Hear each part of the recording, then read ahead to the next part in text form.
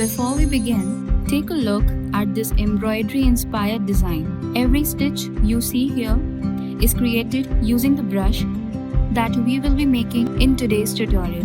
This is a chain stitch embroidery brush. I'll be taking you through the complete process from creating the stitch shape to building a fully functional custom brush. So let's get started. Taking a square canvas, go to the wrench icon, go to canvas and enable drawing guide and assisted drawing guide. Select the vertical symmetry. Heading to the brush library, select from the drawing section Blackburn brush. Taking the black color, begin creating the basic shape of the chain stitch as I am showing. Focus on the overall form rather than the details.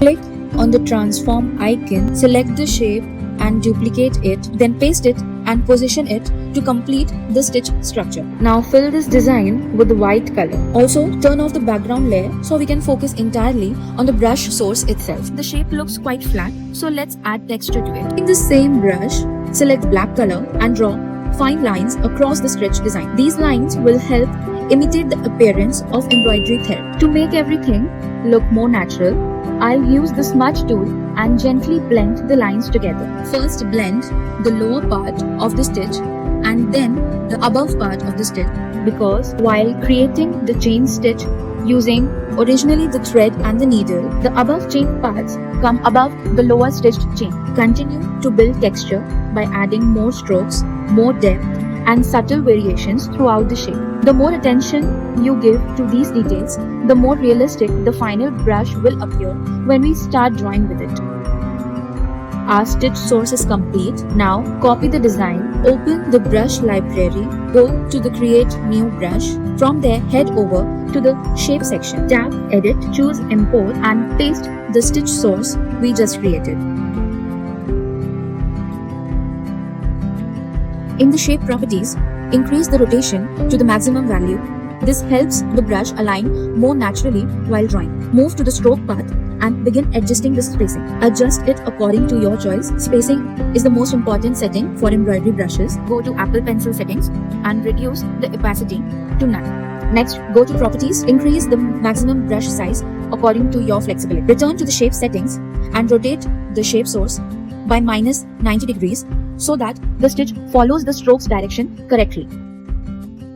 Continue making small adjustments within the stroke path until the spacing and the overall appearance feel balanced to you.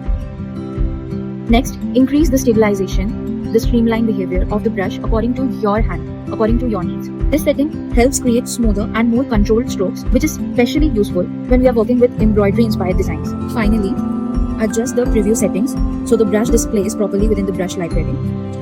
Before finishing, go to about this brush, and this is where you can personalize your brush by adding your name or signature.